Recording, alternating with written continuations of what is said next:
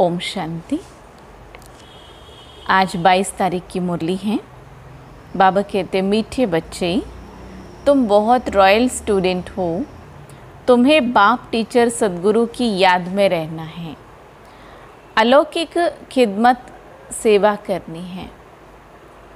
प्रश्न है, जो अपने आप को बेहद का पाठधारी समझकर चलते हैं उनकी निशानी सुनाओ। उत्तर है, उनकी बुद्धि में कोई भी सूक्ष्म व स्थूल देहधारी की याद नहीं रहती। आपने सुना कि स्थूल मतलब जितने भी मित्र संबंधी आदि हैं, सगे संबंधी, सब के सब, लौकिक अलौकिक परिवार के जितने भी देहधारी भाई बहन। अच्छा, अब है स्थूल। स्थूल के बाद फिर है सूक्ष्म। सूक्ष्म अर्थात जिन्होंने यह शरीर तो छोड़ दिया, और जैसे खास करके हमारे ब्रह्मा बाबा अव्यक्त स्वरूप में हैं, तो देखा जाए सूक्ष्म तो शिव बाबा हैं, निराकार शिव बाबा हैं। उन पे हमें पूरा अटेंशन रख के उनको याद करना है। रिस्पेक्ट हमें ब्रह्मा बाबा को भी करना है, लेकिन ऐसा भी नहीं उन्हीं की याद में खो जाए, नहीं। वह एक बाप को और शांति धाम घर को याद करते होंगे, क्योंकि बलिहारी एक की है ना। जैसे बाबा सारी दुनिया की खिदमत करते हैं, पतितों को पावन बनाते हैं, ऐसे बच्चे भी बाप समान खिदमतगार बन जाते हैं। ओम शांति। पहले बाप बच्चों को सावधानी देते। यहाँ बैठते हो तो अपने को आत्मा समझकर बाप को सम्मुख समझ के फिर बैठ के सुने। यह भी बुद्धि में लाओ कि हम बाबा के आगे बैठे हैं, पर बाप के भी हैं तो टीचर है, तो टीचर के आगे बैठे हुए हैं। तो देखिए, बाबा हम बच्चों को स्मृति दिला रहे हैं कि हम किसके सामने हैं। आज अगर प्राइम मिनिस्टर साहब आपके सामने हो तो आप कैसे व्यवहार रखेंगे? बहुत अलर्ट रहेंगे, अलर्ट होके बैठेंगे। जितने देर भी वो जो भी कुछ सुनाएं उनके साथ बैठे हैं तो वहीं उपस्थित रहेंगे, प्रेजेंट ऑफ माइंड रहेंगे, है ना। इसलिए बाबा कहते नंबर 1 बात है, हम आत्मा है, बाप भी आत्मा, टीचर भी आत्मा, गुरु भी आत्मा, एक ही है ना। यह नई बात तुम सुनते हो। आज बाबा ने मुरली में बहुत सारी ऐसी बातें हैं जिसके लिए कहा कि यह नई बातें हैं या बातें अभी तुम सुनते हो, कल्प बाद ही सुनेंगे, अन्य कोई युग में नहीं सुनेंगे, अन्य कोई देहधारी से नहीं सुनेंगे, एक शिव बाबा से ही सुनेंगे। और शिव बाबा जो बाबा ने हम बच्चों को आके सुनाए, अन्य कोई वेद शास्त्र उपनिषद में ये बात नहीं है जो बाबा समझा रहे हैं। तुम कहेंगे बाबा हम तो कल्प कल्प यह सुनते हैं तो बुद्धि में यह याद रहे, बाप बैठ पढ़ाते हैं, हम आत्मा इन ऑर्गन्स द्वारा सुनती हैं। यह ज्ञान इस समय ही तुम बच्चों को मिलता है ऊंचते ऊंच भगवान द्वारा। वह सभी आत्माओं का बाप है जो वर्षा देते हैं, क्या ज्ञान देते हैं, सबकी सद्गति करते हैं, यानी घर ले जाते हैं। कितने को ले जाएंगे यह सब तुम जानते हो, मच्छरों सदृश सभी आत्माओं को जाना है। सतयुग में एक ही धर्म, पवित्रता, सुख, शांति सब रहता है। तुम बच्चों को चित्र पर समझाना बहुत सहज है, बच्चे भी नक्शे पर समझ जाते हैं। इंग्लैंड है, यह है, फिर यह वह याद पड़ जाता है।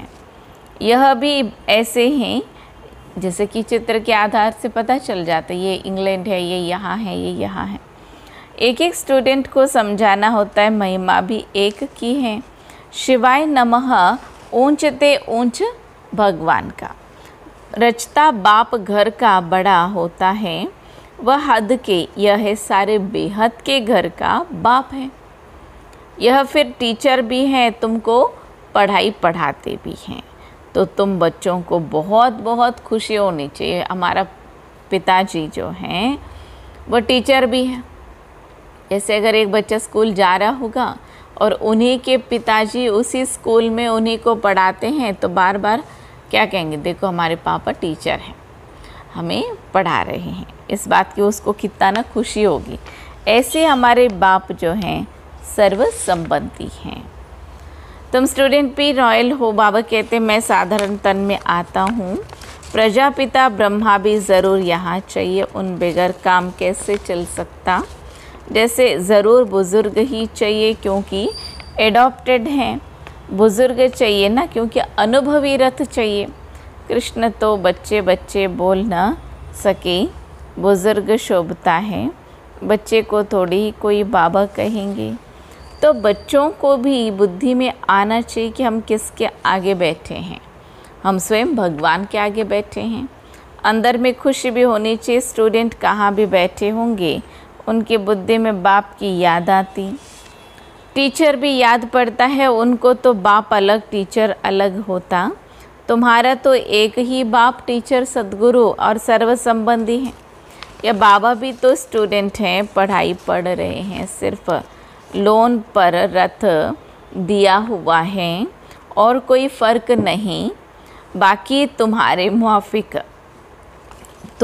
मुआफिक इनकी आत्मा भी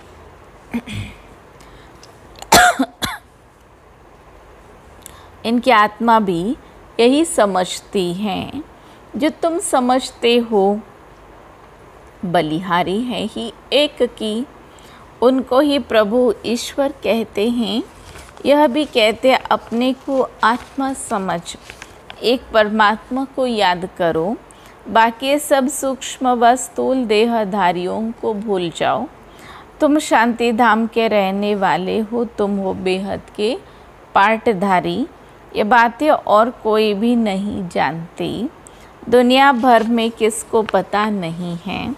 यहाँ जो आते हैं वह समझते जाते हैं और बाप के सर्विस में आते जाते हैं। ईश्वरीय खिदमतगार ठहरे ना। तो हम सब कौन हैं? ईश्वरीय खिदमतगार। कौन कौन समझते हैं कि हम ईश्वरीय खिदमत में हैं?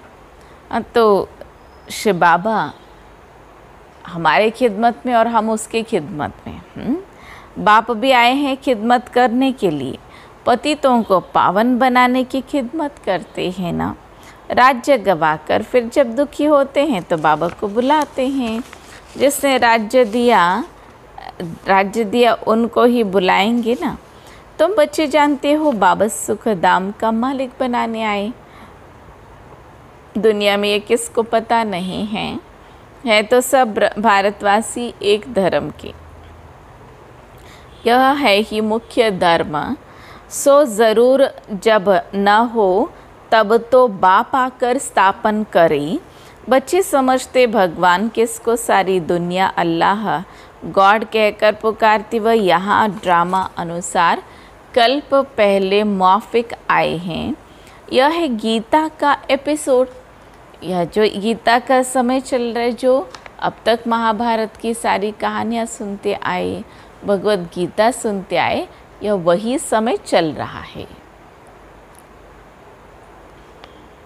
बाबा कहते हैं ये गीता का एपिसोड, यह समय चल रहा है जिसमें बाप आकर स्थापना करते हैं। गाया भी जाता है ब्राह्मण और देवता क्षत्रिय नहीं कहते, ब्राह्मण देवताएं नमः कहते हैं, क्योंकि क्षत्रिय तो फिर भी 2 कला कम हो जाती हैं। स्वर्ग कहा ही जाता है, नई दुनिया को स्वर्ग कहते हैं। त्रेता को नई दुनिया थोड़ी कहेंगे, क्योंकि जैसे जैसे अब अगर आप सोचिए, जिस मकान को आपने बनाया और जिसमें रहने के लिए आप गए 5 दिन हुए हैं, जैसे कोई आए या फिर मुलाकात हुई, कोई ऐसी बात है तो आप क्या कहेंगे, चलिए आप हमारे नए मकान पे चलना। अच्छा, फिर किसी अगर समझ लीजिए 2 साल के बाद कोई आए, तो अगर उन्होंने पूछा अरे वाह कितना अच्छा बना हुआ है, अभी नया बना है क्या, तो आप क्या कहेंगे, हाँ 2 साल पुराना है। फिर 5 साल पुराना है, 10 साल पुराना है, 20 साल पुराना है। तो वो जो 6 महीने के बाद भी देखा जाए तो कहेंगे हाँ 6 महीने पुराना है। तो समय जैसे जैसे एक्सटेंड होता जाता है तो वो सब कुछ पुराना हो जाता है। है ना। तो फिर बाबा इस बात को समझाते हैं कि स्वर्ग कहा ही जाता है नई दुनिया को, त्रेता को नई दुनिया थोड़ी ही कहेंगे। पहले पहले सतयुग में है एकदम नई दुनिया। यह है पुराने ते पुरानी दुनिया, फिर नए ते नई दुनिया में जाएंगे। हम अब उस दुनिया में जाते हैं। तब तो बच्चे कहते हैं हम नर से नारायण बनते हैं। कथा भी हम सत्यनारायण की कथा सुनते हैं ना, प्रिंस बनने की कथा सुनते हैं ना। सत्यनारायण की कथा है, वह नारायण को अलग समझते हैं, परंतु नारायण की कोई जीवन कहानी तो है नहीं, ज्ञान की बातें तो बहुत है ना। इसलिए 7 रोज़ दिए जाते हैं। 7 रोज़ भट्टी में रहना पड़े, परंतु ऐसे भी नहीं यहाँ भट्टी में रहना है, ऐसे तो फिर भट्टी का बहाना करके बहुत देर आ जाए। पढ़ाई सवेरे सवेरे और शाम को होती है ना। तो बाबा यहाँ पर 7 दिवस की भट्टी की बात करते हैं, क्योंकि 7 अर्थात 7 दिन तक अगर कोई भी कार्य करते तो संस्कार बन जाता है। तो मधुबन में उन दिनों में सब बच्चे जाते थे, वहाँ पर मुरली क्लास होती थी, वहाँ कोर्स भी कराया जाता था आत्मिक स्थिति का। इस समय पर जो कोर्सेस आदि है वैसा नहीं था, अलग अंदाज में था, लेकिन वो समय भी बाबा क्या कहते बहुत ज़्यादा प्रैक्टिस कराते थे। इतने सारे चित्र भी नहीं थे, इतने सुंदर सुंदर जो भी चित्र बने हुए हैं ये सारे चित्र नहीं थे, थोड़े से तो चित्र थे। यहाँ तक कि कई हमारे भाई बहनों से अनुभव सुनते हैं तो कहते हैं कि सब अपने अपने घरों में भी जब प्रैक्टिस करते थे क्या देखते थे, रोड का जो लैंप होता था ना उसको भी देखते थे। तो देखते थे कि भाई दूर से जो लाइट नज़र आ रहा है, दूर के मकान से अगर कोई लाइट नज़र आ रही है तो सोचते थे कि आत्मा बिंदी ऐसे चमकती है। सितारे को देखा आसमान में तो बारंबार अभ्यास करते थे, इतना कोई भपका नहीं था। आज अगर आप ऑनलाइन की अगर बात की जाए तो हर कोई यही प्रयास कर रहे, हमारे सभी ब्राह्मण परिवार के सभी सदस्य यही प्रयास कर रहे हैं, कुछ बच्चों के लिए क्लास हो जाए, कुछ बड़ों के लिए हो जाए, कुछ डिप्रेशन पेशेंट्स के लिए हो जाए, कुछ जो हैं कि युवा वर्ग के लिए सक्सेस पॉइंट्स हो जाए, तो मोटिवेशन क्लासेस हो जाए। तो ऐसे अलग अलग टॉपिक पे क्लासेस करा रहे हैं। विजुअलाइजेशन का भी देखा जाए कि जो जो विजुअलाइजेशन करना है उसके लिए भी विजुअल में वीडियोस भी बनाया हुआ है। उसमें किस तरीके से शिव बाबा से किरणें पड़ रही हैं, आत्मा जो है उन सब शक्तियों से भरपूर हो रही, वो सारे दृश्य के आधार से भी दिखा है। ये सब कुछ कहाँ थे इन द ईयर 1937, चलो 1940, 1950, 60, तो 2000 तक भी इतना जो है बहुत ज़्यादा शो आदि नहीं थी। तो देखा जाए कि इतना ज़्यादा नहीं था, फिर भी उन लोगों का बुद्धियोग बाबा के साथ कनेक्ट हो जाता था। क्यों? क्योंकि उनके पास ऑप्शंस नहीं थे। जो कहा, जितना कहा उतना ही करते चले, अपना दिमाग नहीं चलाए। बाबा ने कहा बच्चे ऐसे अंगूठा दिखाते थे बाबा और कहते थे बच्चे देखो अंगूठा है ना, आत्मा ऐसे अंगूठे में सल है। फिर बाबा ने एक चिड़िया का अंडा दिखा, बाबा ने कहा बच्चे देखो ऐसे जो है आत्मा अंडाकार है, परमात्मा भी अंडाकार है, अखंड ज्योति स्वरूप है, ऐसे है।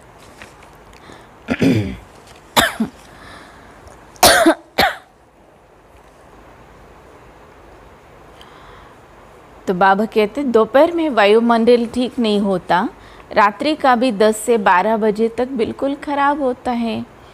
यहाँ तुम बच्चों को भी मेहनत करनी है, याद में रहकर सतो प्रधान बनने की। वहाँ तो सारा दिन काम धंधे में रहते हो, ऐसे भी बहुत होते हैं जो धंधादौरी करते हैं, फिर भी पढ़ते भी हैं जास्ती अच्छी नौकरी करने के लिए। एक नौकरी करते रहेंगे और दूसरी नौकरी के लिए पढ़ाई भी पढ़ते रहेंगे। यहाँ भी तुम बच्चे पढ़ाई पढ़ते हो, टीचर को याद करना पड़े जो पढ़ाते हैं। अच्छा, टीचर समझकर ही याद करो तो तीनों ही इकट्ठे याद आ जाते हैं। शिव बाबा बाप भी हैं तो टीचर भी हैं तो फिर सद्गुरु भी हैं। गुरु तुम्हारे लिए बहुत सहज हैं तो झट याद आने चाहिए। तो बाबा कहते जिससे हम स्वर्ग का वर्षा ले रहे हैं उसको याद करनी चाहिए। वह ऊंचते ऊंच हैं और पढ़ाई पढ़कर हम ऊंचते ऊंच पद को प्राप्त करते हैं। यह भी तुम जानते हो, मनुष्यों को भी पता पड़ेगा, तुम्हारा आवाज़ फैलता रहेगा। तुम ब्राह्मणों का अलौकिक धर्म है श्रीमत पर अलौकिक सेवा में तत्पर रहना। जो अभी इस समय पर ईश्वरीय सेवा है, आप सभी अपने अपने घरों में बैठ कर के ज्ञान योग का अध्ययन कर रहे हैं। और हमने तो एक प्रोजेक्ट लिया हुआ है, रोज़ 5 लोगों को फ़ोन करके उनको बाबा का ज्ञान सुनाते जाना है, चाहे पुराने हैं नए हैं, जो भी अपने मित्र संबंधी है। यह भी मनुष्यों को पता पड़ जाएगा कि तुम श्रीमत पर कितना ऊंच काम कर रहे हो। तुम्हारे जैसे अलौकिक सर्विस कोई कर न सके। तुम ब्राह्मण धर्म वाले ही ऐसा कर्म करते हो तो ऐसे कर्म में लग जाना चाहिए, इसमें ही बिज़ी रहना चाहिए। बाप भी बिज़ी रहते हैं, तुम राजधानी स्थापन कर रहे हो, वह तो पंचायत मिलकर सिर्फ पालना करती रहती हैं। या तुम गुप्त वेश में क्या कर रहे हो? तुम हो incognito unknown warriors. Non violence, इनका अर्थ भी कोई समझते ही नहीं। तुम हो डबल अहिंसक सेना। बड़ी हिंसा तो यह विकार की है जो पतित बनाती है, इनको ही जितनी है। भगवानवाच काम महाशत्रु है, इन पर जीत पाने से ही तुम जगत जीत बनेंगे ना। यह लक्ष्मी नारायण जगत जीत है ना।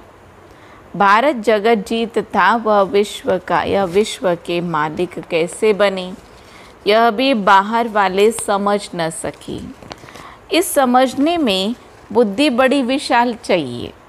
बड़े बड़े इम्तहान पढ़ने वालों की विशाल बुद्धि होती है।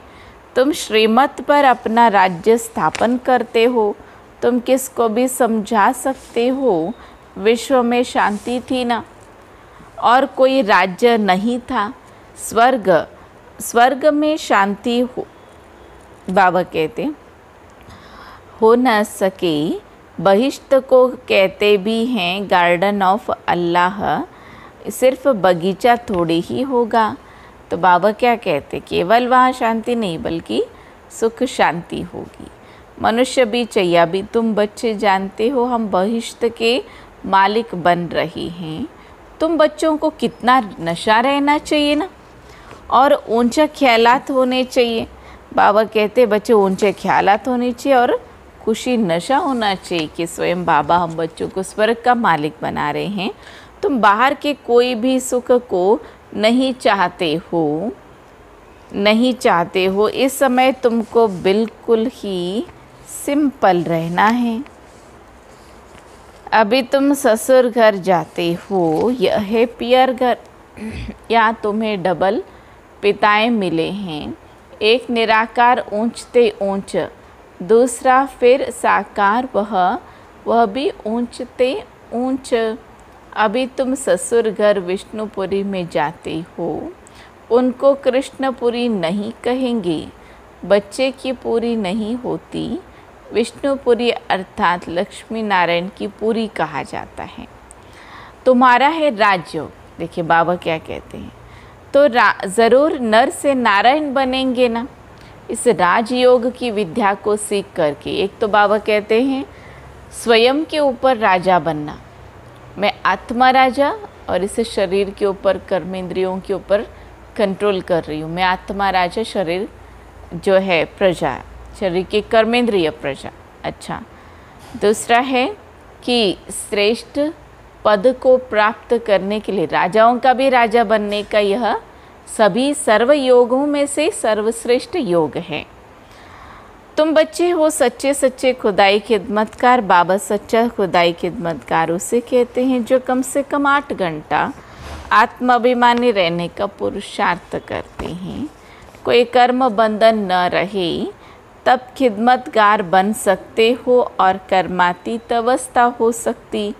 नर से नारायण बनना तो कर्मातीत अवस्था ज़रूर चाहिए ना। कर्म बंधन होगा तो सज़ा खानी पड़ेगी। देखिए बाबा क्या कहते हैं।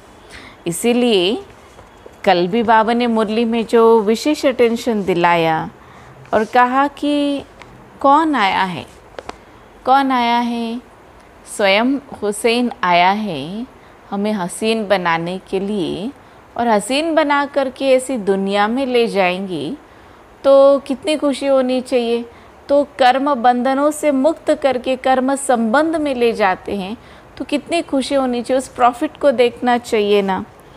बच्चे खुद समझते हैं याद की मेहनत बड़ी कड़ी है, युक्ति बहुत सहज है, सिर्फ बाबू को याद करना है ना। भारत का प्राचीन योग मशहूर है। योग के लिए नॉलेज है जो बाप आकर सिखलाते। कृष्ण को योग थोड़ी सिखलाते हैं। कृष्ण को फिर स्वदर्शन चक्र दे दिया है। स्वदर्शन चक्रधारी तो देखा जाए तो संगम युग की आत्माएं हैं। वह भी चित्र कितना रॉन्ग है जो श्री कृष्ण के हाथ में दिखा दिया स्वदर्शन चक्र। अभी तुमको कोई चित्र आदि भी याद नहीं करनी है, सब कुछ भूलो, कोई में बुद्धि न जाए, लाइन क्लियर चाहिए। यह है पढ़ाई का समय, दुनिया को भूल अपने को आत्म समझ और बाप को याद करना है, तभी पाप नाश होंगी। बाबा कहते हैं पहले पहले तुम अशरीरी आए थे, फिर तुमको जाना है। तुम ऑलराउंडर हो ना, तुम वह होते हैं हद के एक्टर्स, तुम हो बेहद के एक्टर्स। अभी तुम समझते हो हमने अनेक बार पार्ट बजाया, अनेक बार तुम बेहद के मालिक बनते हो। इस बेहद के नाटक में फिर छोटे छोटे नाटक भी अनेक बार चलते रहते हैं। सतयुग से कलयुग तक जो कुछ हुआ है वह फिर रिपीट होता रहता है। ऊपर से लेकर अंत तक तुम्हारी बुद्धि में है मूल वतन, सूक्ष्म वतन और सृष्टि का चक्र। बस और कोई धाम से तुम्हारा काम नहीं। तुम्हारा धर्म बहुत सुख देने वाला है। उनका जब समय आएगा तब वह आएंगे। नंबरवार जैसे जैसे आए हैं ऐसे फिर जाएंगे। हम और धर्म क्या वर्णन करेंगे। तुमको सिर्फ एक बाबा की ही याद कर रहनी है। तो देखिए बाबा कहते हैं सारे संपूर्ण विस्तार ज्ञान सुनाया, फिर बाबा कहते इतना सब कुछ क्या करेंगे। अब अपने को आत्म समझ, बाप को याद करो, बाप की याद रहनी चाहिए। चित्र आदि सब भूल कर एक बाबा को याद करो। ब्रह्मा विष्णु शंकर को भी नहीं, सिर्फ एक को याद करो। इसलिए बाबा क्या कहते, स्थूल को भी भूलो और सूक्ष्म को भी भूलो। सूक्ष्म अर्थात ब्रह्मा विष्णु शंकर को भी भूलो। वह समझते परमात्मा लिंग है। अब लिंग समान कोई चीज़ हो कैसी सकती, वह भला ज्ञान कैसे सुनाएंगे। क्या प्रेरणा से कोई लाउड स्पीकर रखेंगे जो तुम सुनेंगे। प्रेरणा से तो कुछ होता नहीं, ऐसे नहीं शंकर को प्रेरित करते हैं। यह सब ड्रामा में पहले से ही नोंद है। विनाश तो होने का ही है। जैसे तुम आत्मा शरीर द्वारा बात करती हो, वैसे परमात्मा भी तुम बच्चों से बातचीत करते हैं ना। उनका पाठ ही दिव्य अलौकिक है। पतित को पावन बनाने वाला एक ही बाबा है ना। कहते मेरा पाठ सबसे न्यारा है। कल्प पहले जो आए होंगे वह आते रहेंगे। जो कुछ भी पास्ट हुआ ड्रामा, इसमें ज़रा भी फर्क नहीं। फिर पुरुषार्थ का ख्याल रखना है। ऐसे नहीं ड्रामा अनुसार हमारा कम पुरुषार्थ चलता है, फिर जो पद भी होगा वो कम हो पड़ेगा। पुरुषार्थ तो तेज़ करनी चाहिए ना। ऐसा नहीं कि जो मिला सो चलो चल जाएगा, या फिर छोटी मोटी जो भी पद है वो हासिल कर लेंगे।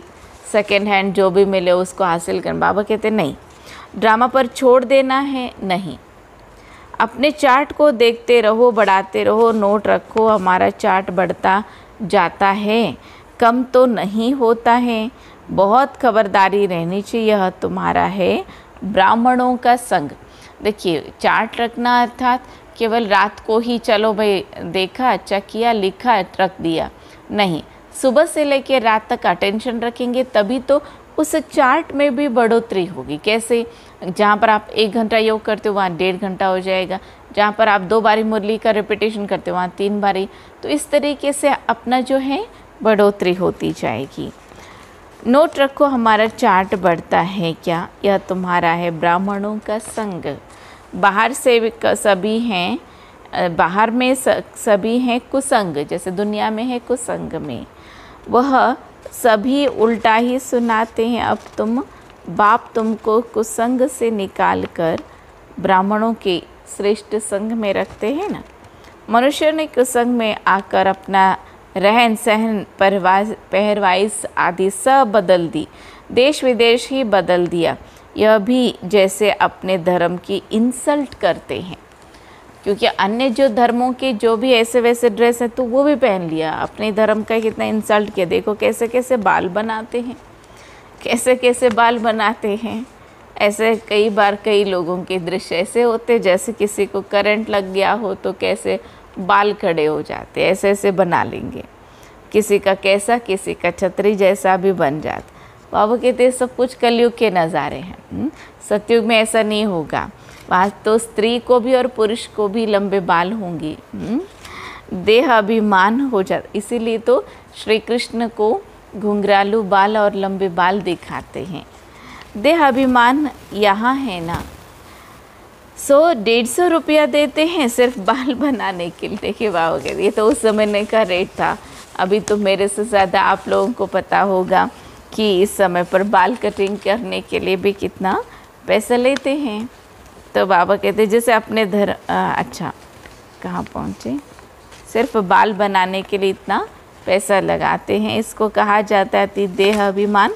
वह फिर कभी ज्ञान उठा न सके। बाबा कहते हैं बिल्कुल सिंपल बन जाओ। ऊंची साड़ी पहनने से भी देह अभिमान आ जाता है। देह अभिमान तोड़ने के लिए सब हल्का कर देना चाहिए। अच्छी चीज़ देह अभिमान में आती है ना। तुम इस समय वनवाह में हो, हर चीज़ से मोह हटाना, बहुत साधारण रहना। शादी आदि में भल रंगीन कपड़े आदि पहनकर जाओ, तोड़ निभाने अर्थ पहना। फिर घर में आकर उतार दिया, मतलब कहने का भावार्थ जो एक रंगीन कपड़े हैं ठीक है उस समय पर निभाने के लिए उसको पहन लिया, घर आकर के चेंज कर लिए। तुमको वाणी से परे जाना है ना। वानप्रस्थी सफ़ेद पोश में होते हैं, इसीलिए शुरू में जो दादी दीदियों के साथ जो माताएं भी रही, हम माताएं जो यज्ञ के सेवाओं में रहती थी या फिर सुबह आकर के शाम को जाती थी या 2 घंटे के लिए भी आती, बाबा के घर में जाना मतलब वाइट यूनिफॉर्म, ये उनकी पक्का मनोधारणाएं हैं। जैसे हमारे माताजी मतलब जो हमारे लक्ष्मी दीदी जी के मदर यशोदा माता जी, तो उनकी जीवन की धारणाएं हमने देखा बड़े कट्टर थे और नियम के बड़े पक्के थे और फिर अपना बाबा बाबा बाबा इसी में रमे रहते थे। तो माता जी की विशेषता ये भी रही कि जब देखो बाबा के गीतों का ही गुनगुनाते रहना और जो भोग भी बनाती तो फिर बड़े ही, बेशक वो सिंपल से और कोई ज़्यादा उसमें उस दिन समझ लीजिए हरा धनिया भी नहीं या फिर मिर्च मसाले की कोई ऐसी ज़्यादा कोई चीज़ भी नहीं, लेकिन फिर भी जो बनाती, लेकिन उसमें जो स्वाद होता था वो बड़े निराले होते थे। एक बार ऐसी ही बात है, माता जी कमल ककड़ी बनाते थे। तो कमल ककड़ी जब बनाते तो हमने पूछा माता जी आज मैं देखूं कि आप क्या डालते और हम क्या डालते हैं और हम कैसे बनाते और आप कैसे बनाते। तो देखा कि माता जी का जो बनाने का विधि जो है बहुत सिंपल था और हम जो बनाते थे वो भी उन्हीं के जैसे ही सीख के बना रहे थे, लेकिन हमारे स्वाद में और उनके स्वाद में बहुत अंतर था। तो माताजी को पूछा कि माताजी क्या बात है, ऐसे क्या चीज़ डालते हो? तो बड़े प्यार से माताजी ने मुझे समझाया कि बेटा देखो, इसमें कुछ नहीं, जो बाबा की याद में बनाओ तो जो जितना मसाला या जो भी कुछ डाला, सिंपल से जो नमक मिर्च से भी बड़ा स्वादिष्ट बन जाएगा। तो बड़े ही खुशी के साथ वो भोग बनाती थी।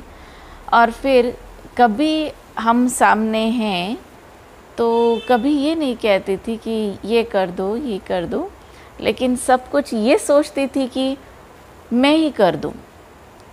और अगर समझ लीजिए भोजन सबने स्वीकार किया, उसके बाद अगर कोई और जैसे कई प्रकार के बिज़ी कामकाज हैं, तो फिर हमने बर्तन अगर थोड़ी देर के लिए छोड़ दिया, अन्य सारे कारोबार संभाल करके फिर बर्तन धोने के लिए पहुँचे, तब तक वो क्या कर देती थी, हम कहते थे जाके सो जाओ। उस समय पर तो दिखा देती थी हाँ मैं जाके सो रही हूँ, लेकिन थोड़ी देर के बाद फिर आकर के फटाफट उस कार्य को कर देती थी। क्यों? क्योंकि उसको एक अंदर से ये चाहना थी कि बाबा की इस कार्य को तो ये तो मैं कर ही सकती हूँ ना, ये तो मैं कर ही दूँ, ये तो मैं कर ही दूँ। उनकी मनोधारणा ये होती थी जितना समय मिले, जितना समय, संकल्प, श्वास, सब कुछ मैं सफल कर दूँ।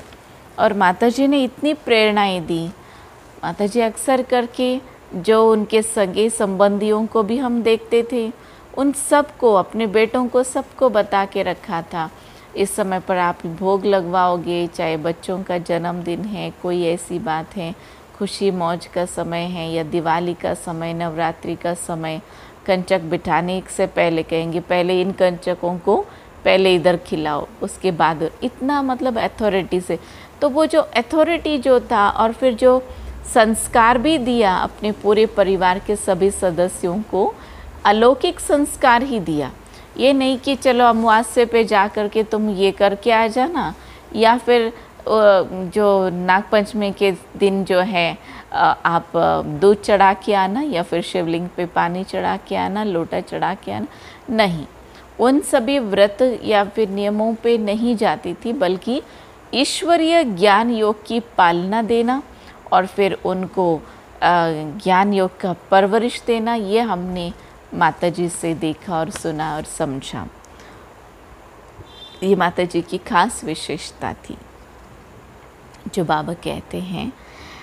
तो बाबा कहते इसमें छोटे बच्चों को भी शिव बाबा की याद दिलानी चाहिए, इसमें ही कल्याण है।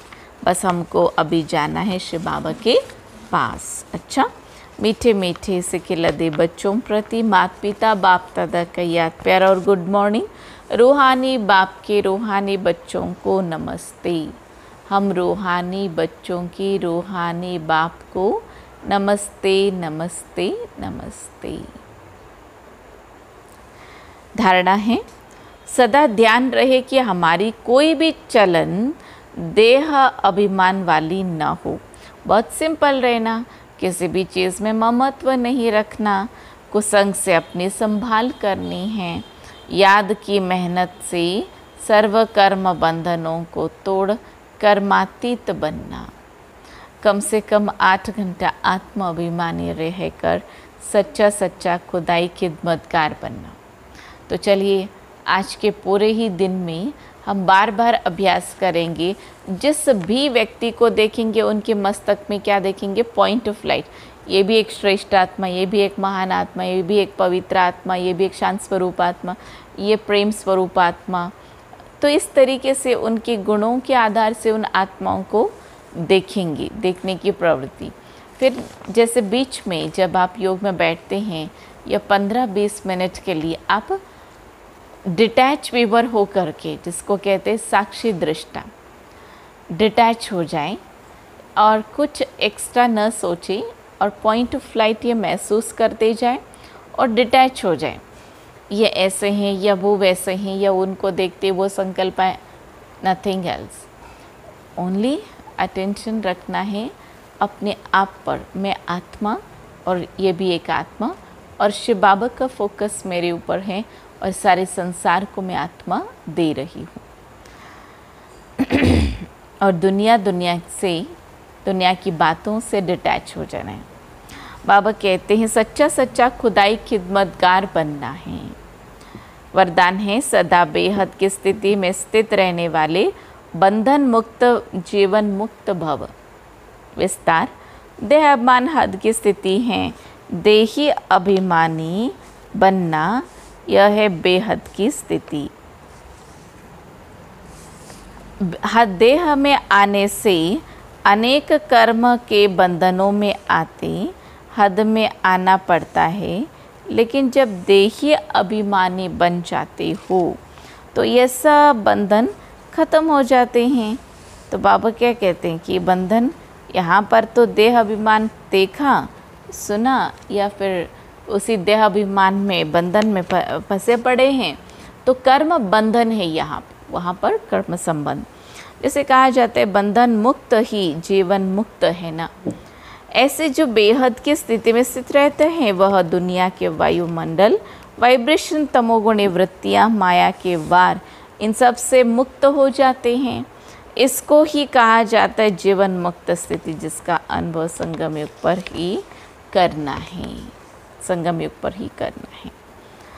स्लोगन है निश्चय बुद्धि की निशानी निश्चित विजयी और निश्चिंत उनके पास व्यर्थ आ नहीं सकता। देखिए कितनी सुंदर बात है ये। निश्चय बुद्धि जो बच्चे होंगे वो निश्चित विजयी होंगे, निश्चिंत भी होंगे। पक्का जो है उनका विजयी होना ही है, ये है। साथ में निश्चिंत अवस्था होगी, उनके पास व्यर्थ आ नहीं सकता। अच्छा, ओम शांति।